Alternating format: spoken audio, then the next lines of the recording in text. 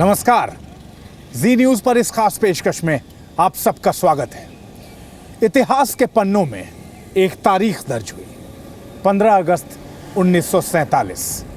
वो दिन जब भारत गुलामी की बेड़ियों से आजाद हुआ।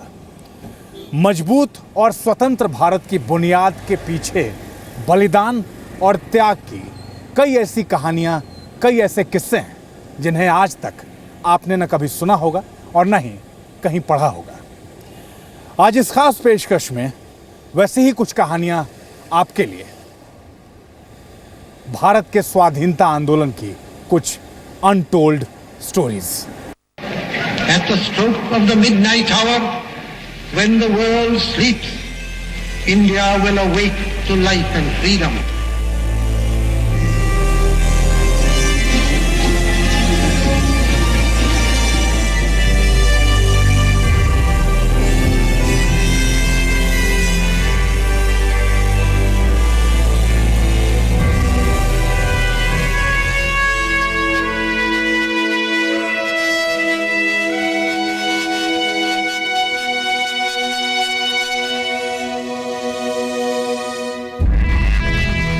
चौदह अगस्त का दिन विदाई ले रहा था। रात का अंधेरा बढ़ रहा था, लेकिन हिंदुस्तान की आंखों में नींद कहां थी।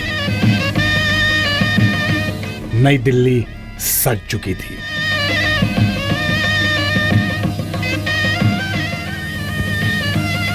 क्योंकि वो अब आजाद हिंदुस्तान की राजधानी कहलाने वाली थी।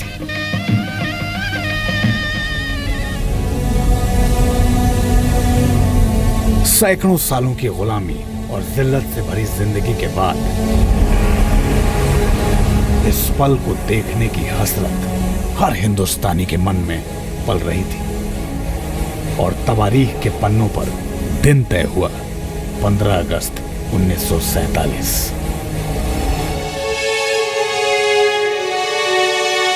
गुलाम भारत को आजादी की खुली फिजा में सांस लेने की तारीख।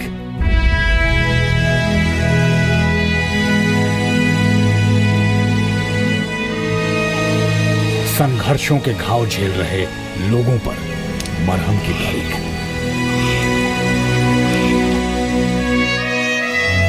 और जश्न आजादी में बंटवारे के जख्म सहने की तारीख भी।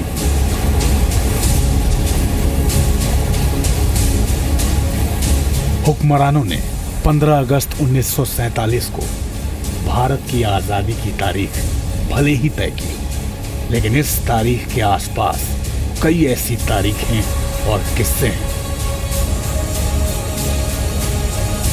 जो इतिहास के पन्नों में कहीं दफन हो चुके हैं।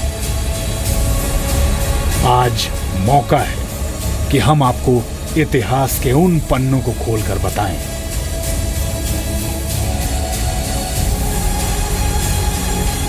कि किन किन लोगों ने कब कब ये तय किया कि हमारी आजादी की तारीख 15 अगस्त 1947 होगी।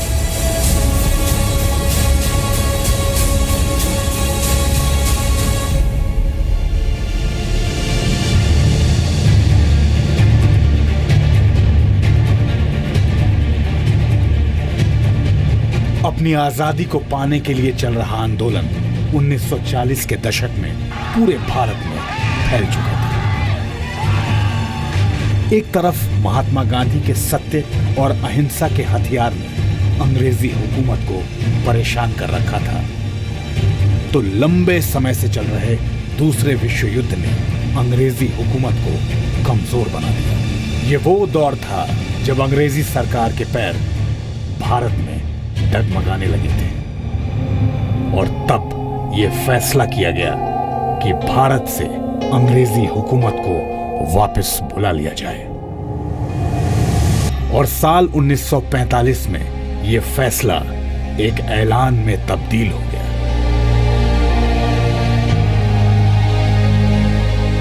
जब ब्रिटेन की लेबर पार्टी ने 1945 में हुए चुनाव में यह वायदा किया था कि वो भारत को ब्रिटिश हुकूमत से आजाद कर देंगे।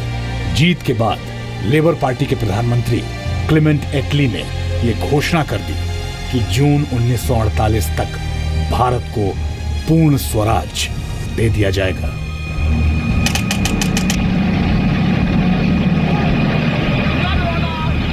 आजादी के लिए अंग्रेजी हुकूमत ने लॉर्ड माउंटबेटन को भारत के आखिरी वायसराय के पद पर नियुक्त किया ताकि वो सत्ता के हस्तांतरण की प्रक्रिया करवा सके।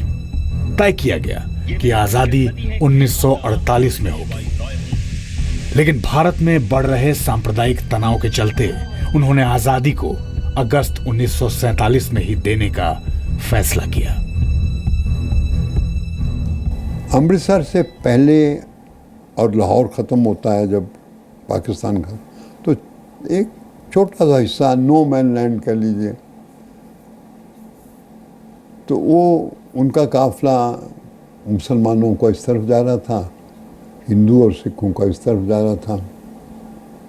वो एक नो मैन लैंड में हम रुक गए, वो भी हम भी, किसी ने कहा नहीं, बस ऐसे ही रुक गए। वो भी एक दूसरे को हम देखते रहे, वो भी लुट के आए थे, हम भी घर बार सब छोड़ के आए थे, वो भी दोस्त यार सब कुछ नहीं था उनके पास भी, लेकिन अजीब सा रिश्ता था, दर्द का कह लीजिए।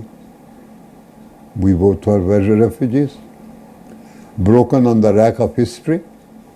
पता है थोड़ी देर बाद वो उधर चल दिए, हम उधर चल दिए। 3 जून 1947 को लॉर्ड माउंटबेटन के साथ हुई मीटिंग में भारत की आजादी को लेकर 2 बड़े फैसले हुए। पहला, भारत के बंटवारे को लेकर, जिसके तहत भारत को 2 हिस्सों में बांटा गया, और दूसरा कि सत्ता के हस्तांतरण को जो 15 अगस्त 1947 को किया जाएगा, जिसे जून 3 और माउंटबेटन प्लान भी कहा जाता है। वायसराय लॉर्ड माउंटबेटन 15 अगस्त की तारीख को अपने लिए अच्छी मानते थे, क्योंकि 15 अगस्त 1945 में दूसरे विश्व युद्ध के दौरान जापान की आर्मी ने ब्रिटिश फौज के आगे समर्पण किया था।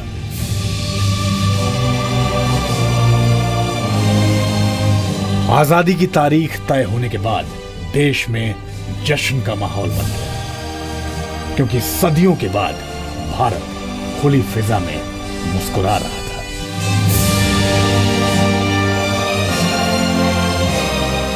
जब देश आज़ाद हुआ तो हम बहुत खुश हुए थे। मैंने लॉर्ड माउंटबेटन, लेडी माउंटबेटन को भी 15 अगस्त को देखा है, जब झंडा लहराया गया इंडिया गेट पे, और दुनिया वहाँ आई। इतनी भाग दौड़ मैं आपको बता नहीं सकती, बड़े खुश लोग ट्रकों में आए।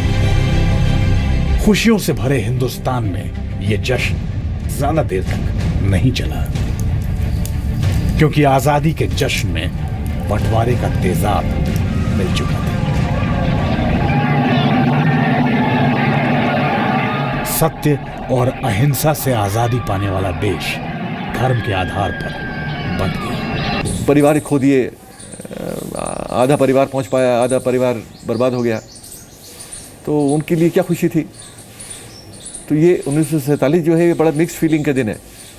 उन लोगों के लिए ठीक था जिनके यहाँ सब कुछ ठीक रहा, लेकिन जो सेक्शंस जो अफेक्ट हुए उनको तो खुशी का कोई मौका नहीं मिल पाया ना। जिस आजादी के लिए महात्मा गांधी ने वर्षों तक स्वाधीनता आंदोलन चलाया, वो खुद ही 15 अगस्त 1947 को आजादी के जश्न में शामिल नहीं हुए।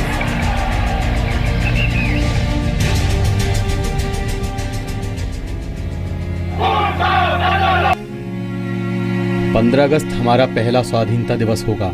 आप राष्ट्रपिता हैं, इसमें शामिल होकर अपना आशीर्वाद दें। जब कलकत्ता में हिंदू मुस्लिम एक दूसरे की जान ले रहे हैं, ऐसे में मैं जश्न मनाने के लिए कैसे आ सकता हूँ। मैं दंगा रोकने के लिए अपनी जान दे दूंगा। जवाहरलाल नेहरू ने ऐतिहासिक भाषण ट्रायस्ट ऑफ डेस्टिनी 14 अगस्त की मध्य रात्रि वायसराय लॉज, जो कि मौजूदा में राष्ट्रपति भवन है, वहां से दिया था।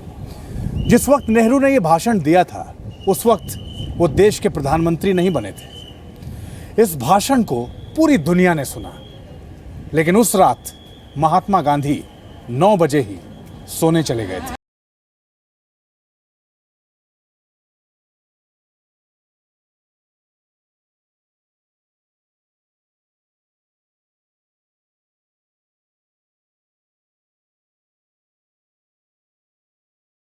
इस लाल किले से झंडा फहराते हैं, लेकिन 15 अगस्त 1947 को ऐसा नहीं हुआ था।